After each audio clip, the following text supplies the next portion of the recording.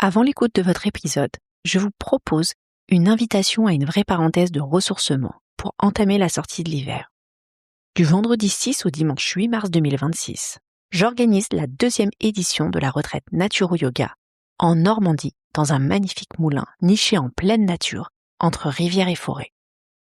Je vous y accueille aux côtés de Valérie Boiron, naturopathe, et de Marie Vidlou, professeure de yoga, pour un week-end dédié au ralentissement, aux soins de soi et à la vitalité. Au programme, yoga doux, respiration, randonnée, bain froid pour les plus téméraires et une immersion concrète en naturopathie avec un atelier autour de l'alimentation vivante et des préparations lactofermentées. Les repas concoctés par mes soins seront bio, végétariens, à la fois gourmands et surtout profondément nourrissants. Cette retraite est pensée pour les femmes qui ont envie de faire une vraie pause et de prendre leur santé en main de manière préventive et consciente. Les places sont volontairement limitées pour préserver l'intimité du groupe et comme c'est déjà la 2e édition, elles partent vite. Si vous ressentez l'appel, vous trouverez toutes les informations et le lien pour vous inscrire dans la description du podcast. Et si vous avez la moindre question, vous pouvez aussi m'écrire à lesloisnaturelles@gmail.com. Je serai ravie de vous répondre. À présent, place à votre épisode. La santé est notre bien le plus précieux, il nous appartient de la préserver. Bienvenue dans Les Lois Naturelles, le podcast dédié à la naturopathie et la cuisine santé, dont l'objectif est de promouvoir la santé intégrative. Je suis Camille Langlais, naturopathe certifiée spécialisée en naturopathie de l'enfant. Chaque jeudi, je vous retrouve en solo ou aux côtés de l'un de mes invités pour des conseils pratiques en santé naturelle, des témoignages de vie ou encore pour donner la parole à des praticiens et thérapeutes experts en leur domaine. Si le podcast vous plaît, pensez à laisser un avis, des étoiles, des cœurs ou toute autre manifestation d'amour sur votre plateforme d'écoute. C'est le meilleur moyen pour valoriser mon travail et contribuer à promouvoir la santé intégrative dans le monde. Bonne écoute!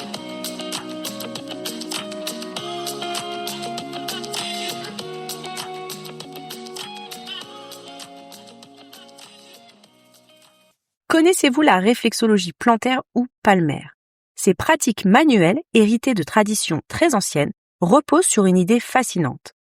Chaque zone du pied ou de la main serait en lien direct avec un organe, une glande ou une partie du corps. En les stimulant, on favorise l'équilibre global, on libère certaines tensions et on aide le corps à retrouver son harmonie naturelle.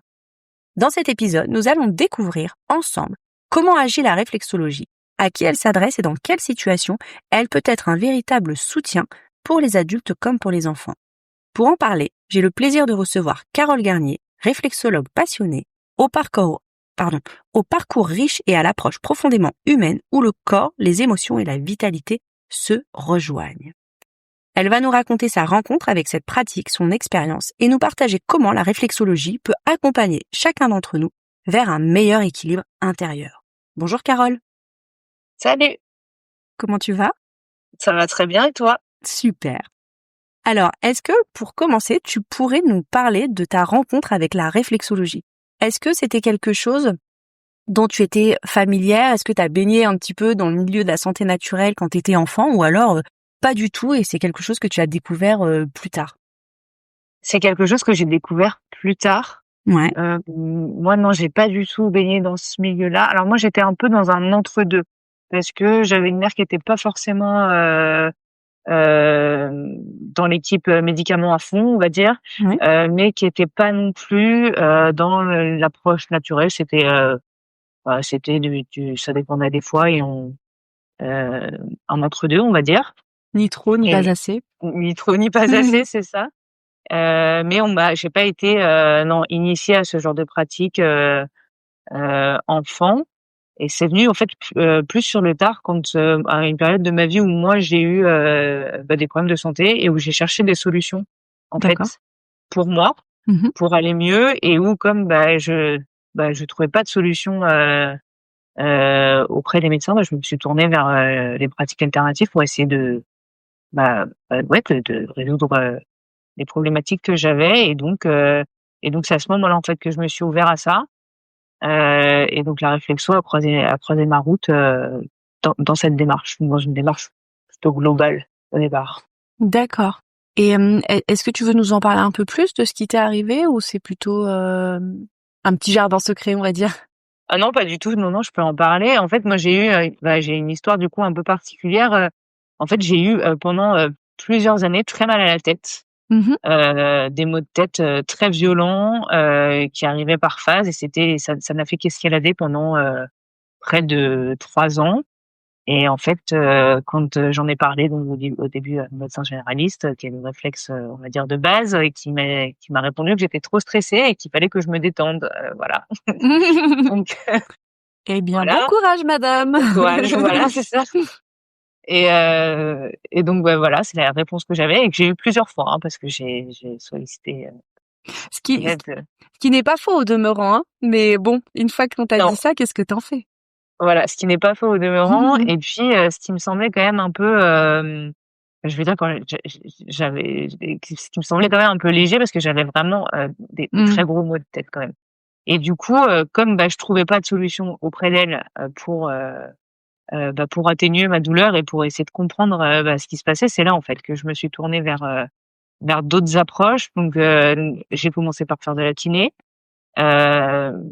Approche assez classique, mais qui m'a beaucoup aidée. Et puis, après, j'ai commencé à regarder un peu autour tout ce qui se faisait et comment je pouvais essayer de comprendre et aller mieux. Mmh. Et voilà, donc j'ai fait mes petites recherches et mes petites investigations pendant 3 ans et jusqu'à tomber sur un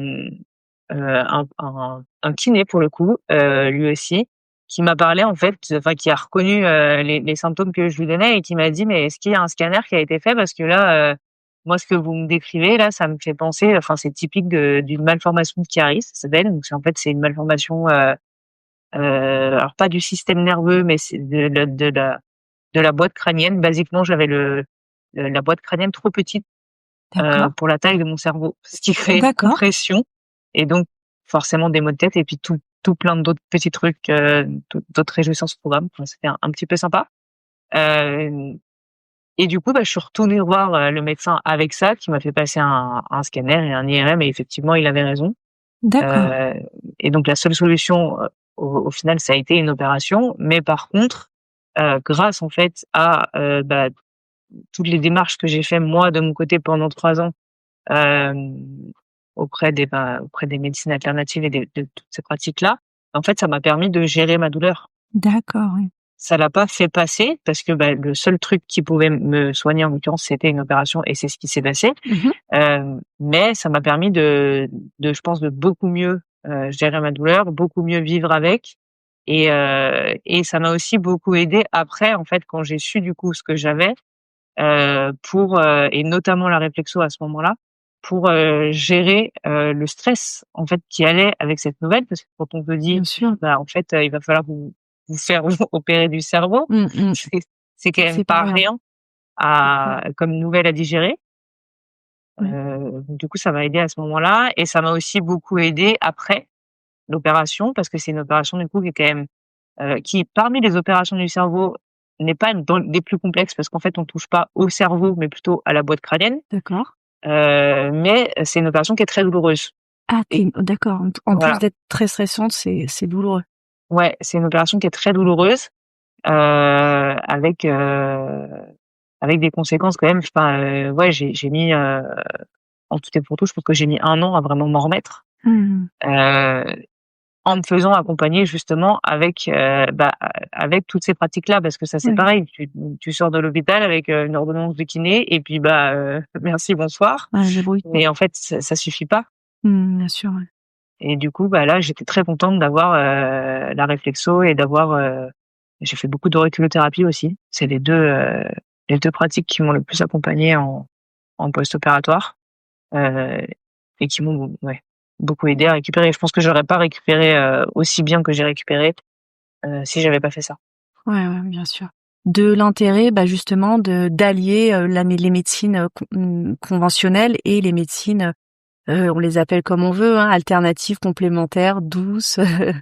traditionnelles, mais voilà, c'est tirer vraiment le meilleur de chaque pratique. C'est vraiment ce pourquoi je milite dans ce podcast et on voit bien que, dans ta situation, l'opération était vraiment inévitable, mais que, ces pratiques t'ont accompagné et t'ont aidé à gérer à la fois le stress et la douleur. Ben c'est ça, moi je trouve que le terme complémentaire, c'est vraiment le terme que je préfère parce que c'est vraiment ça en fait, c'est pas l'un contre l'autre, mais c'est l'un avec l'autre. Et effectivement, sans la médecine allopathique, aujourd'hui je serais plus là. Bien sûr. Mais sans les médecines complémentaires, je serais peut-être pas dans l'état où je suis aujourd'hui aussi. Tout à fait, oui. Et d'ailleurs, le terme médecine complémentaire est le terme le plus approprié, hein. Parce que ce sont pas forcément des médecines douces, tu vois, c'est pas toujours doux. Et à l'inverse, la médecine conventionnelle peut être parfois plus douce parce que, en fait, parfois il suffit de prendre un médicament pour faire passer une douleur, je dis bien parfois. Donc ça peut être plus doux. Et alors que, tu sais, dans des cures de détox, et puis ça demande un engagement plus fort, tu vois. Donc c'est pas ça forcément demande doux. un engagement fort et puis même moi, enfin ça, on parlait à certaines de mes clientes, c'est pas franchement doux, hein. Oui, c'est ça. Ça dépend de pourquoi elles viennent, mais il y en a où non, c'est pas.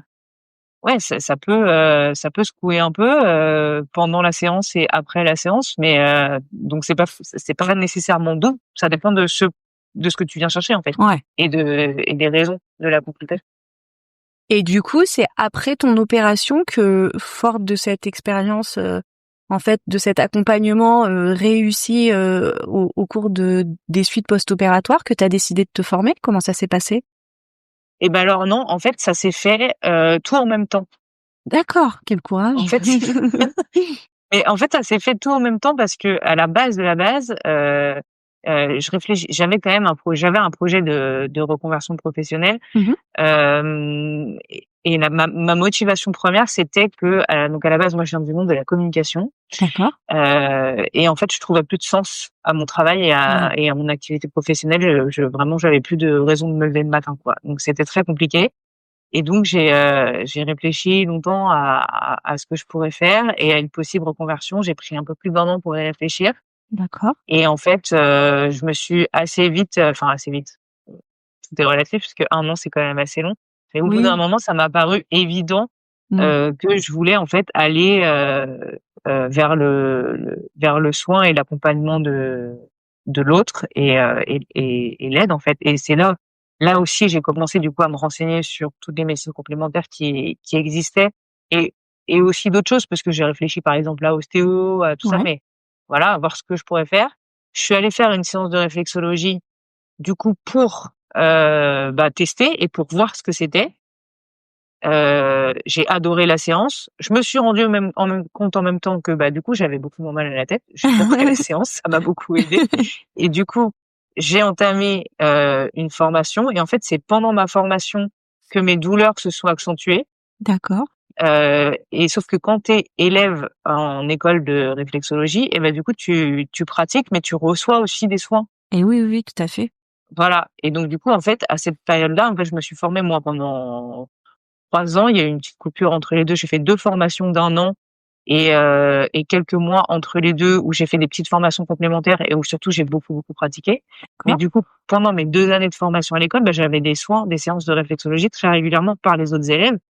Et en fait, ça s'est fait en fait comme ça. C'est en vivant ma formation que j'ai aussi vécu à quel point en fait, vécu sur moi-même en fait l'efficacité du truc parce que j'ai vu à quel point ça me te faisait du soulageait. bien. Voilà, dans la gestion de ma douleur et ensuite j'ai eu l'opération et voilà. Et sur la fin de ma 2e année de formation, du coup, j'étais en récupération de mon opération, en convalescence. D'accord. Donc du coup, tu prêches la bonne parole maintenant, forte des bénéfices que tu as su retirer de ces pratiques. Et c'est ça. Et puis c'est surtout que du coup, je me suis, en fait, je pense, et mon histoire a fait que je me suis spécialisée en fait dans l'accompagnement de la douleur chronique et des traumas physiques et émotionnels. D'accord. Parce que du coup, c'est quelque chose que je connais de l'intérieur. Et oui. Et ça me donne en fait une force supplémentaire pour pouvoir accompagner ces profils-là parce que je les comprends vraiment de l'intérieur pour l'avoir vécu moi-même. Alors ça m'empêche pas d'accompagner beaucoup d'autres choses parce que j'ai des clients qui viennent me voir pas forcément pour de la douleur, mais j'ai pas mal du coup de consultation pour de la douleur chronique, ouais. Et c'est vraiment cette expérience de vie personnelle qui m'a donné envie d'aller vers ce sujet-là. Ça me paraissait, ça faisait sens, quoi. Ouais, bien sûr, je comprends. Alors, est-ce que tu pourrais expliquer aux auditeurs qui ne connaîtraient pas ou en tout cas pas précisément, parce que tu sais, des fois on entend parler des choses, mais finalement on ne sait pas vraiment ce que ça recouvre. Est-ce que tu pourrais vraiment nous expliquer ce qu'est la réflexologie? J'en ai dit quelques mots en introduction, mais comment toi tu le définis? Alors oui, bien sûr. Donc la réflexologie, c'est donc une médecine complémentaire. On va choisir ce mot-là qui est très bien, qui est basée sur la stimulation de zones réflexes.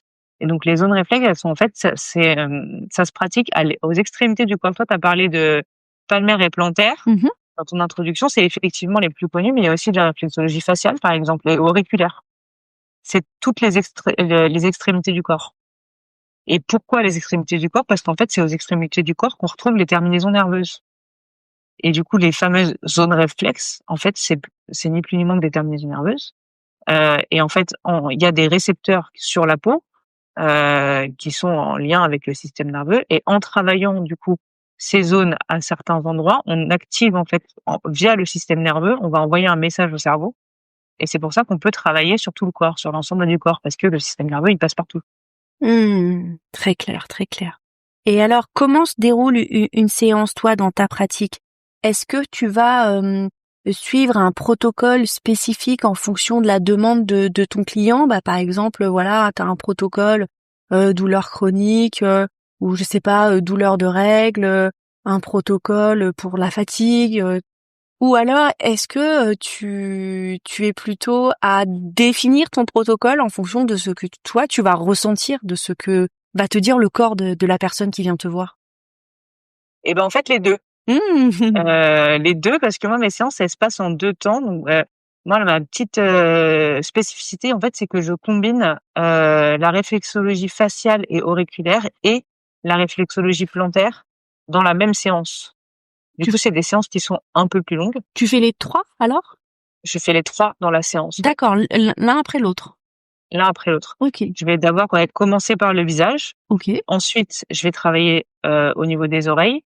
Et là, les protocoles que j'utilise et pour le visage et pour les oreilles, c'est un protocole qui est toujours le même que j'ai conçu pour vraiment travailler sur le système nerveux et pour passer le corps en mode parasympathique. Je sais pas si tu parles de ces notions-là régulièrement ou si oui, j'en parle, mais avec ça. Ouais, si tu peux redéfinir un petit peu ce que c'est que le parasympathique. Ouais, le parasympathique, en fait, donc on a le système nerveux, qui est divisé en plusieurs branches. Il y a le système nerveux somatique, qui est celui qui est qu'on active, qu'on décide d'activer quand on veut, par exemple, attraper un verre d'eau sur la table. Ben, on décide de faire une action, ça va tendre le bras, on va aller chercher le verre d'eau et on va pouvoir boire. Ça, on a le contrôle dessus. Et il y a le système nerveux autonome qui va gérer toutes les fonctions dites automatiques du corps. Donc ça va être la respiration, le rythme cardiaque, la circulation sanguine, la température du corps, la digestion, enfin tous ces trucs qui se passent en fait sans qu'on ait besoin d'y penser, et fort heureusement, parce que sinon, ce serait quand même bonjour la surcharge mentale, hein. Voilà. Sinon, la charge mentale, ce serait pas ce que c'est, et c'est déjà pas mal comme ça. Et donc ce système autonome, en fait, moi c'est vraiment sur lui que je vais travailler, enfin avec lui plutôt d'ailleurs que je vais travailler. Il est constitué de 2 branches, et t'as la branche sympathique et la branche parasympathique. Et donc la branche sympathique, c'est celle qui va s'activer quand on est en situation de stress en fait, et qui va nous permettre de réagir avec soit en fuyant, soit en se fuyant, soit en se battant, les réactions classiques du stress. Et le système parasympathique, c'est celui qui s'active après, qui va permettre le repos, la restauration, la récupération en fait de l'organisme. Et donc moi c'est celui-là en fait que je vais venir chercher, parce que souvent, alors c'est pas une généralité absolue, hein, mais quand même souvent dans la société dans laquelle on vit en fait, on est exposé à du stress qui est un peu permanent. Tu vois, le stress, ça va être ton patron, ça va être la charge mentale, ça va être les embouteillages, c'est un peu tout le temps. Et du coup, on est un peu tous en suractivation du système sympathique et pas assez en para. Donc ça, déjà, c'est un vrai problème parce que pour bien fonctionner, ces deux systèmes, ils ont besoin d'être à l'équilibre, et ce qui est pas franchement le cas dans la société dans laquelle on vit. Tout à fait. Et surtout, en fait, pour bien récupérer, le corps, il a besoin d'être en parasympathique. Et du coup, moi, c'est pour ça qu'en fait, mes protocoles, mes séances commencent toujours par le visage et les oreilles pour vraiment passer le corps en mode parasympathique pour qu'ensuite il soit beaucoup plus réceptif à ce qui va se passer sur les pieds pendant la suite de la séance. D'accord, ok. Ouais, voilà. Donc c'est une entrée en matière, on va dire. Et entrée en matière, c'est ça. Et là, pour le coup, c'est un protocole qui est toujours le même, qui est réfléchi. Alors, il peut varier un peu. Il peut varier un peu quand même pour les personnes qui ont des problématiques de douleurs chroniques. Parce qu'en fait, quand je travaille sur le visage et sur les oreilles, j'ai des petits accessoires avec moi, et notamment, je vais utiliser des graines que je vais mettre à certains points stratégiques parce qu'ensuite, ça permet qu'elles continuent à travailler à ma place pendant que moi, je vais sur les pieds. Donc, je les mets de manière générale sur le visage. Mais quand j'ai des personnes qui ont de la douleur chronique, j'en rajoute sur les oreilles, et ça va permettre en fait déjà de potentialiser et d'amplifier les effets de la séance, et surtout les gens, ils peuvent les garder après la séance, et du coup ils peuvent eux-mêmes appuyer dessus quand ils sont chez eux, et ça va aller renforcer les effets du soin. Donc ça, c'est la seule petite variante qu'on peut avoir. C'est quand il y a de la douleur chronique, je mets des graines dans les oreilles à des endroits stratégiques pour prolonger les effets du soin. Et après sur les pieds, là quand j'arrive sur les pieds, c'est vraiment 100% personnalisé en fonction de ce que la personne m'a dit, et surtout en fonction de ce que le corps va me dire. Parce que des fois, souvent même, moi j'arrive, la personne, on fait toujours un petit entretien avant la séance évidemment. Donc j'ai les besoins et les problématiques de la personne en tête. Donc je me dis tiens, je vais aller voir tel endroit, tel endroit, tel endroit, tel endroit. Et en fait, quand j'arrive sur le pied, j'ai beau aller voir, il y a rien qui se passe, mais par contre, il y a d'autres endroits où je suis invitée à aller travailler d'abord. Et du coup, je fais ça. Et ensuite, j'ai le droit d'accéder au reste. Le corps décide, hein. C'est pas moi qui décide. C'est vraiment le corps de la personne qui va me dire non, d'abord tu travailles là, et ensuite je te laisse aller faire le reste. Je suis d'accord. Donc c'est vraiment en fonction des besoins de la personne et de ses problématiques, et en fonction de ce que moi je vais sentir sur son pied. Et alors justement, est-ce que souvent tu as une contradiction entre ce que la personne t'a dit et ce que tu vas ressentir? Une contradiction qui est involontaire, hein, bien sûr, parce que je me doute que les clients, ils viennent pas pour te raconter des mensonges. Mais est-ce que tu trouves une cohérence ou parfois pas du tout? Comment ça se passe? Il y a quand même une certaine cohérence. D'accord. Mais parfois pas du tout, non. Ouais. C'est rare. D'accord, c'est rare. ok. Mais il y a quand même une certaine cohérence. Mais par exemple, ça m'est arrivé sur une cliente qui avait le dos complètement bloqué. Dos complètement bloqué, tout ça, donc en crise, donc qui vient pour une séance. Donc et logiquement, je me dis je vais aller travailler le dos. Donc je travaille évidemment le système nerveux avant, tout ça. Je travaille un petit peu le système nerveux aussi arrivé sur le pied quand même, parce que je commence toujours par le système nerveux, parce que c'est vraiment la base de tout. Et puis ensuite, je vais travailler au niveau du dos, quoi. Enfin tout ce qui est colonne vertébrale, tout ça. Et puis là, il y a rien qui se passe. Enfin, tu vois, je peux rien faire, quoi. J'avais accès à rien. Donc je me dis tiens, quoi. Étrange.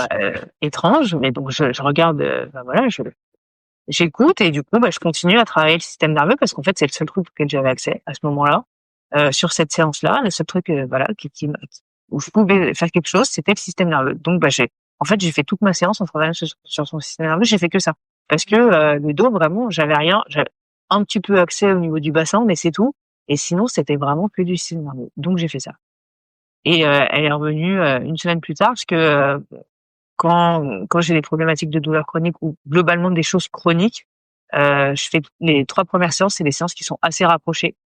Ok. Je fais ce que j'appelle une phase d'attaque. Ouais. Et en fait, ça permet de lancer vraiment un gros travail, parce que le corps travaille entre chaque séance. D'accord. Mais là, ça lui laisse pas le temps d'aller au bout, et ça renforce en fait. Okay. Chaque séance va renforcer la séance d'avant. Et donc du coup, elle revient une semaine après, et moi, j'étais quand même pas hyper sereine. Je m'étais dit, quand elle est partie, je me suis dit, mais quand même, c'est bizarre. Enfin, j'avais l'impression de pas avoir fait grand chose. Oui. Vraiment, j'étais pas, Voilà. Et donc la première fois où elle était arrivée dans mon cabinet, elle était tellement coincée qu'elle pouvait pas faire ses lacets, si tu veux, pour avoir une image.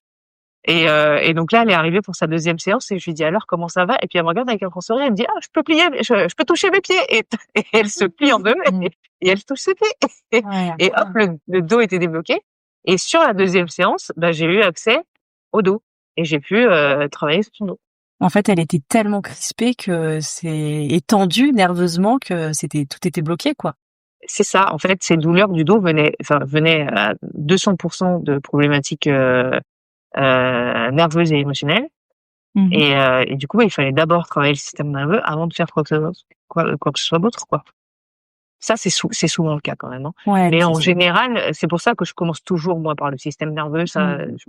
Mais en général, ça se débloque sur la séance, si tu veux. D'accord. Là, non.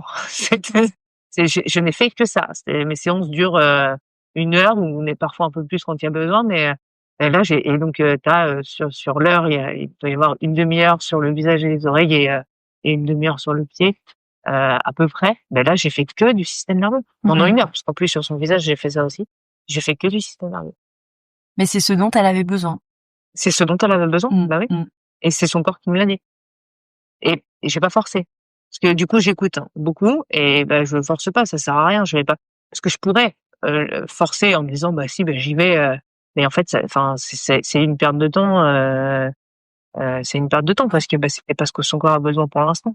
Et en termes de sensations, qu'est-ce que tu ressens toi? Comment le corps te parle via ces zones réflexes? Bah ça c'est vraiment alors moi je travaille beaucoup avec mes pouces et en fait c'est une sensation sous le pouce. C'est une question ça peut être très varié mais c'est une question t'as une texture de la peau qui est différente. Alors moi je travaille pas sur l'épiderme, hein, je travaille vraiment sur la couche qu'on appelle épidermodermique, donc entre le derme et l'épiderme, donc c'est un petit peu en dessous de l'épiderme mais pas non plus trop profond.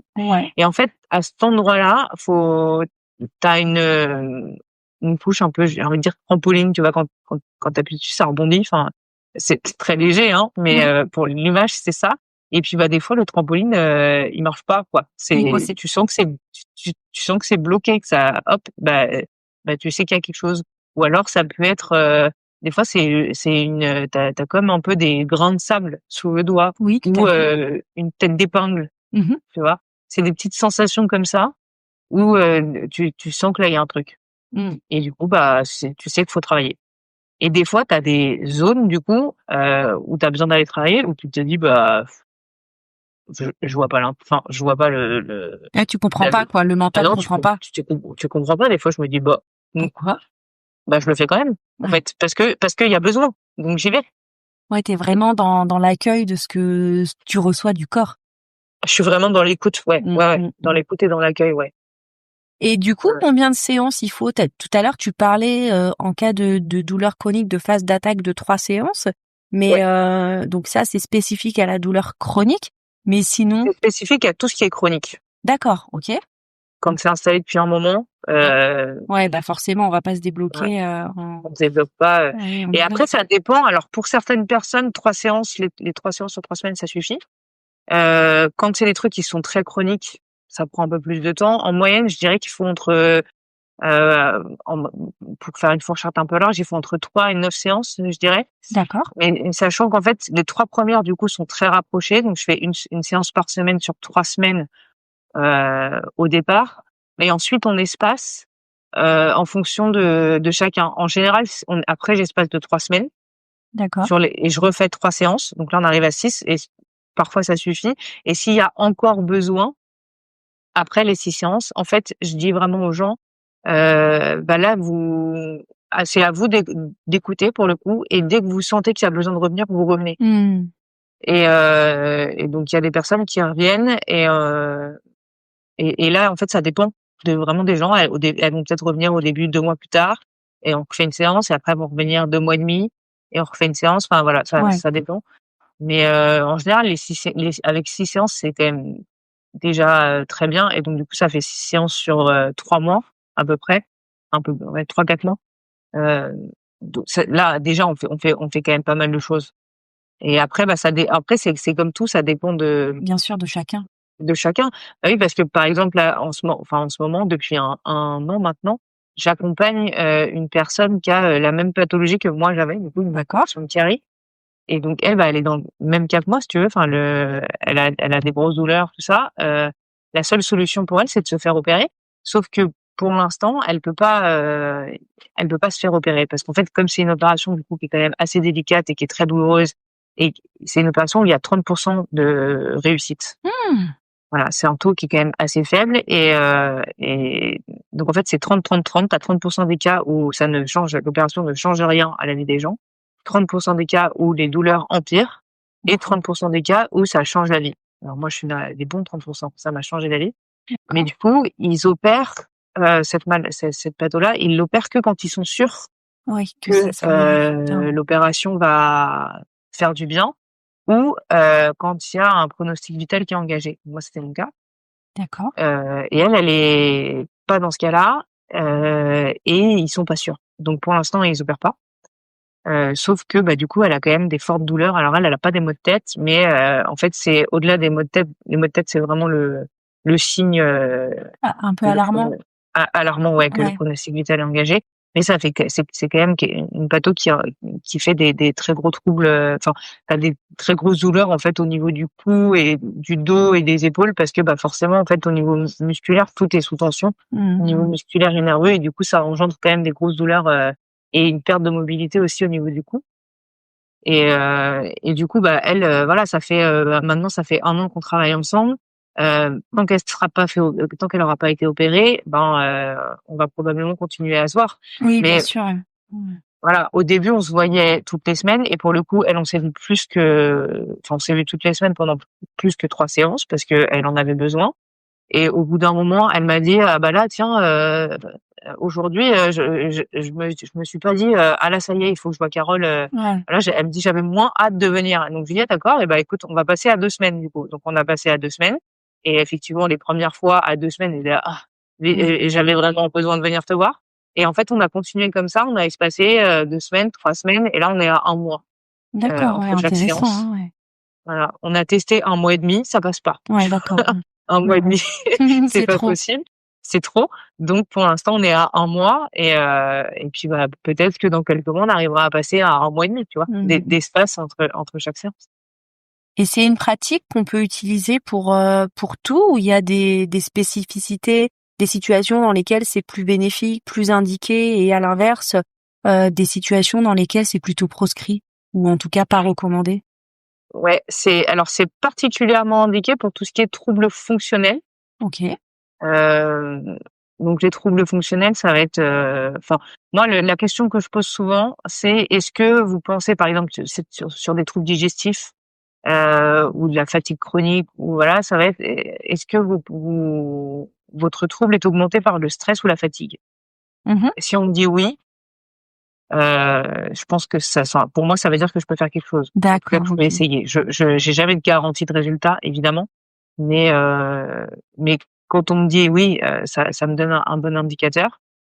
Pour les acouphènes, par exemple, parce que t'as des acouphènes qui sont fonctionnels et d'autres qui sont lésionnels, si c'est augmenté par le stress et la fatigue, en général, j'arrive à faire quelque chose, j'arrive à aider. Ouais, parce que tu agis justement sur le système nerveux parasympathique, donc. Et voilà, c'est ça. Et donc quand la cause de départ est le stress. Ouais, forcément, en diminuant le stress, ça va mieux. Voilà, en gérant en calmant le système nerveux, ça va mieux. Après, tu vois sur la douleur, par exemple, la cause c'est pas nécessairement le stress. Par contre, le stress augmente la douleur et la fatigue aussi. Ouais, donc là, tu peux l'atténuer quand même. Oui, tu peux l'atténuer quand même parce que c'est pas mais pour autant c'est pas nécessairement fonctionnel. Oui. Mais sur la douleur, ça marche très bien. Sur la douleur, ça marche très bien. Les contre-indications, il y en a pas tant. C'est contre-indiqué quand on a des phlébites. D'accord. Parce que du coup, ça booste un peu la circulation sanguine. Donc en cas de phlébite, c'est contre-indiqué. Évidemment, quand on a des plaies ouvertes au niveau des pieds, c'est pas indiqué. Alors pour les femmes enceintes avant 3 mois, il y a 2 écoles, mais il y a beaucoup de médecines complémentaires qui sont déconseillées aux femmes enceintes avant 3 mois. Il y a 2 écoles dans la pratique. Moi, je donne les deux courants à la personne et je laisse les personnes choisir. D'accord. Décider. j'explique tout. Et puis après, il y a pas tant de contre-indications. En fait, au pire, ça marche pas, quoi. Oui, c'est ça. Mais moi, ce que je dis souvent à mes clients, c'est on fait les 3 séances et si à 3 séances, il y a pas de résultat, c'est que ça vaut pas la peine de continuer. D'accord, ouais. Voilà, voilà, si ça va mieux mais que c'est pas encore réglé, et ben c'est qu'il faut continuer et que en continuant, on pourra aller plus loin dans le mieux-être. Mais Mmh. si en 3 séances, il y a rien qui bouge, c'est que c'est pas la bonne pratique et qu'il faut continuer faut chercher autre chose. Mais très objectivement, ça m'est jamais Ça t'est arrivé. pas arrivé, ouais. Non. Et je serais curieuse d'avoir ton avis par rapport à ça. Tu sais, on dit que la réflexologie, elle vient mobiliser l'énergie vitale du corps, la remettre en circulation via ces terminaisons nerveuses.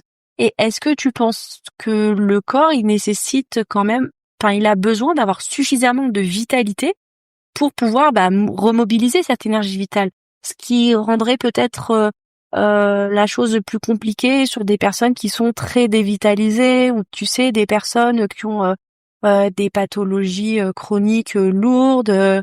Tu vois, je pense à Parkinson ou quelqu'un qui a une sclérose en plaques qui est depuis des années. Est-ce que tu penses que là, tu peux quand même faire quelque chose? Oui, moi je pense parce que moi ce que je dis toujours, c'est en fait moi j'appuie sur les boutons et ensuite c'est le corps qui fait ce qu'il a à faire. D'accord. Et donc donc le corps va réagir et va répondre à la hauteur de ce qu'il est capable de Ok. faire. Ok. Du coup, oui, ça vaut quand même le coup. Alors peut-être que du coup, ce sera un petit peu plus long. Globalement, mais que ce soit des pathologies lourdes ou pas, c'est plutôt la chronicité qui va compter. Plus c'est installé depuis longtemps, plus ça va être long pour le désinstaller, parce qu'en fait, moi, l'image que je donne souvent, c'est comme si c'était un tricot. Tu Mm. vois, il y a quelque chose. Si c'est quelque chose qui est installé depuis 10 ans, eh ben, c'est un tricot avec beaucoup de mailles, quoi. Et en fait, en séance, on va venir défaire les mailles une par une pour pour réarriver en fait à l'état initial.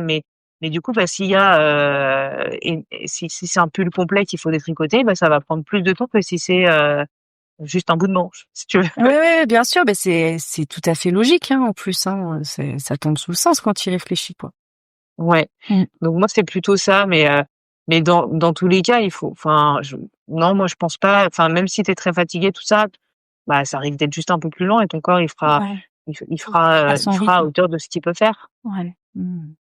Non, ce qui peut y avoir qui varie, et ça, c'est pas très agréable, mais c'est pas, mais il faut le savoir parce que c'est pas très agréable. Il peut y avoir, en fait, ce qu'on appelle des crises d'élimination ou des effets rebonds un peu. C'est le corps qui va répondre, en fait, à la séance. Et ça peut être un peu désagréable. Et il y a mille et une réactions possibles. Tu peux pas les anticiper à l'avance. Chacun réagit à sa manière. Et pareil, c'est pas ce qu'on apprend à l'école, c'est que c'est après la première séance et que ça dure 3 jours. Dans les faits, moi, c'est pas ce que je vois au cabinet, hein. Ah ouais, d'accord. Non, moi, c'est des fois c'est à la deuxième, des fois c'est à la troisième, des fois c'est pas du tout, des fois c'est à la quatrième. Ça, il y a pas de règle. Ouais. Des fois, effectivement, ça dure 3 jours, mais j'ai déjà vu des cas où, enfin, avec des gens qui avaient des trucs, notamment une personne qui avait le voir depuis plus de 20 ans, ça a duré 15 jours, hein. Ah Donc, ouais. c'est, il y a pas de règle, et ça survient de vraiment de différentes manières. Donc moi, je préviens toujours les personnes en leur disant: «Voilà, il peut se passer des choses un peu désagréables, il y a mille et une façons de réagir». Heu Ça peut se passer ou pas. C'est pas parce que ça se Mmh. passe pas que ça ne marche pas. L'un n'est pas, enfin, c'est pas lié. Au Juste, contraire, j'ai voilà, envie de te dire, même souvent, c'est révélateur de la puissance du corps et de son énergie, quoi.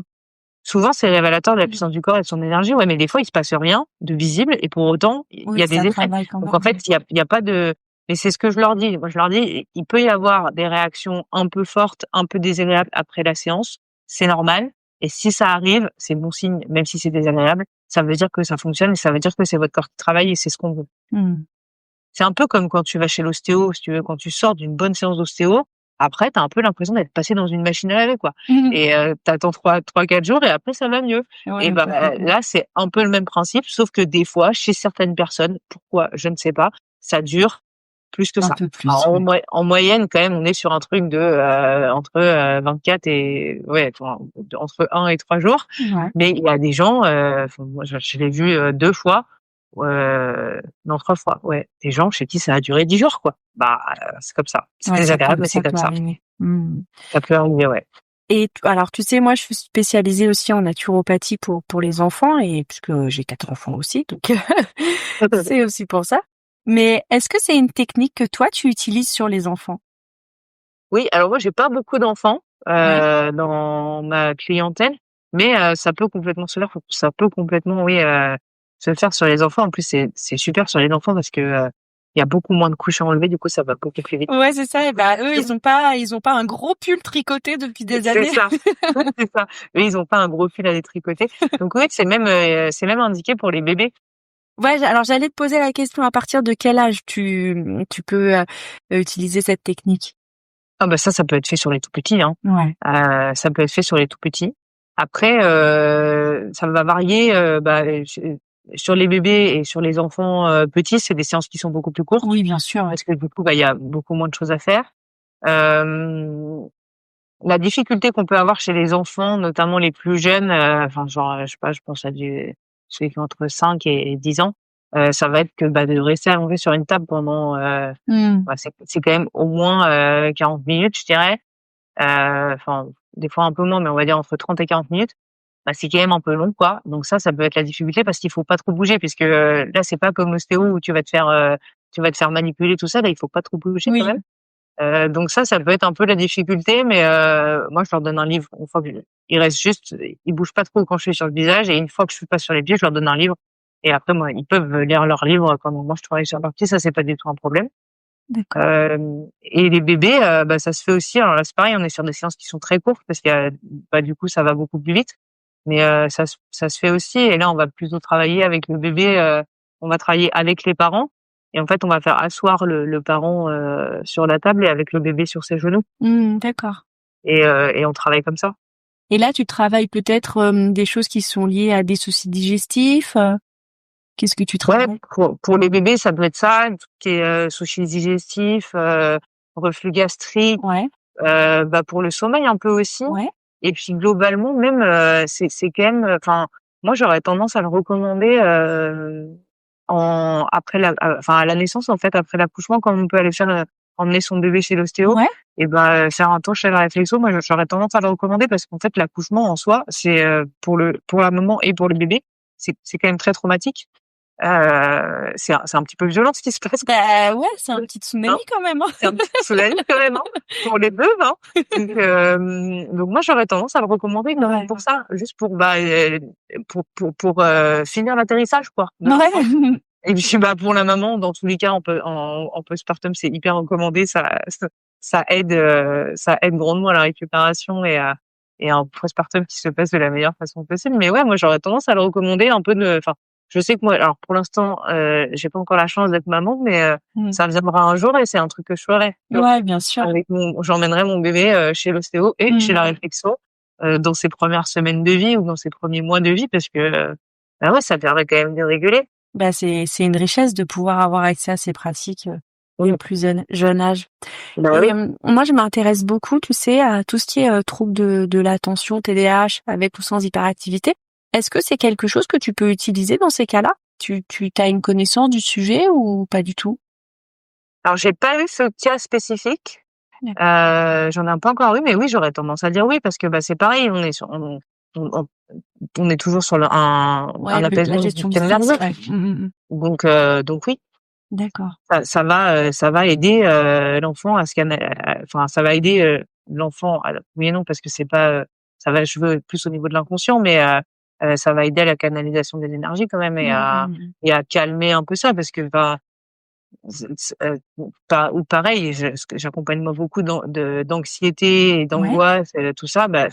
On est un peu sur le même type de problématique, même si c'est pas fondamentalement la même chose, mais ça se régule de la même façon. D'accord. Donc de toute façon, comme tu agis sur le système parasympathique, ça peut être que bénéfique pour une multiplicité de choses. Oui, parce qu'en fait l'équilibre sympathique parasympathique, c'est quand même ou le déséquilibre plutôt sympathique parasympathique, c'est quand même la base d'énormément de choses aujourd'hui. Et du coup, et c'est la base d'énormément de choses. Et de toute façon, travailler le système parasympathique, c'est le système qui permet au corps en fait de se réparer, de se restaurer et de récupérer. Donc, peu importe le sujet, c'est lui qui va être sollicité quand il y a besoin de récupérer. Enfin, tu vois, je sais pas, quand tu fais une opération, par exemple, je vais reparler de mon expérience personnelle. Je sais pas si tu as déjà été opéré, mais quand t'es opéré, quand t'as une opération comme ça, enfin, moi, après mon opération, les 3 premières semaines, je dormais, 15 heures par jour, tu vois, enfin, voire plus. Parce que, mon corps avait besoin de récupérer et de ne faire rien d'autre que de récupérer. Et du coup, tu dors, en fait. Et quand tu dors, t'es en parasympathique. De manière puisque tu dors, tu vois. Et c'est là où ton corps récupère. Ton corps il récupère pendant la nuit. C'est d'où le fait que les problèmes, les troubles du sommeil.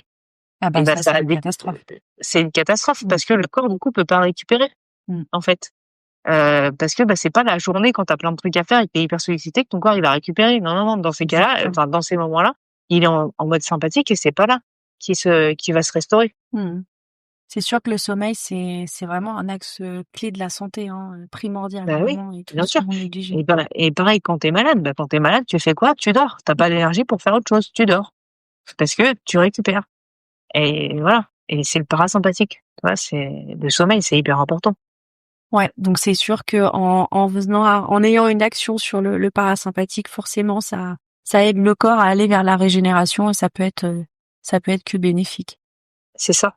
Oui, ça aide le corps en fait à retrouver son équilibre de base parce que quand en fait on est trop longtemps en sympathique ou trop exposé, quand on est suractivation, être stimulé, suractivation sympathique en fait, le corps il arrive plus au bout d'un moment à avoir cet équilibre sympathique parasympathique et en fait c'est là que ça ouvre la porte à plein de problèmes parce qu'il faut qu'on ait cet équilibre là.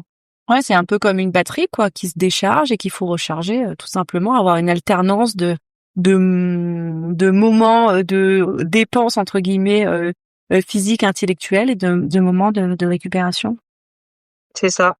Merci c'est ça, beaucoup. Et il faut que les deux fonctionnent ensemble, en fait. Donc, dans un équilibre parfait. Tout est question d'équilibre. Tout est question d'équilibre. Merci beaucoup, Carole. C'est passionnant, toutes ces conversations et surtout de voir qu'on peut trouver beaucoup de ressources dans des techniques comme ça. Je trouve ça toujours vraiment très intéressant. Où est-ce qu'on peut te retrouver si on a envie de venir tester une séance de réflexologie? Alors du coup, moi je suis sur Instagram, c'est peut-être le plus simple pour me trouver. Donc Carole Garnier réflexologue, c'est comme ça qu'on me trouve. Sinon j'ai un site internet où il y a toutes les infos pour prendre rendez-vous, mais si on passe par Instagram, on aura tes coordonnées. Il y a accès à mon site, où il y a toutes les infos pour prendre rendez-vous, et voilà. Et où est-ce que tu consultes? Parce que j'imagine que la réflexo, ça se fait pas encore en visio. Non, ça se fait pas encore en visio, non. Je suis à Nantes. Ok, super. De toute façon, je mettrai tout ça dans les références de l'épisode. Merci beaucoup, Carole. Et merci à toi. C'était un plaisir d'échanger avec toi. Un plaisir partagé. À bientôt. À bientôt. Merci d'écouter Les Lois Naturelles. Pour prolonger l'aventure, retrouvez-moi sur mon compte Instagram, Les Lois Naturelles, et abonnez-vous à la newsletter du podcast pour recevoir des conseils et des ressources en exclusivité. Et si vous souhaitez un suivi personnalisé, je serai ravie de vous accompagner en consultation individuelle sur votre chemin de santé naturelle. À très vite dans le prochain épisode, prenez soin de vous.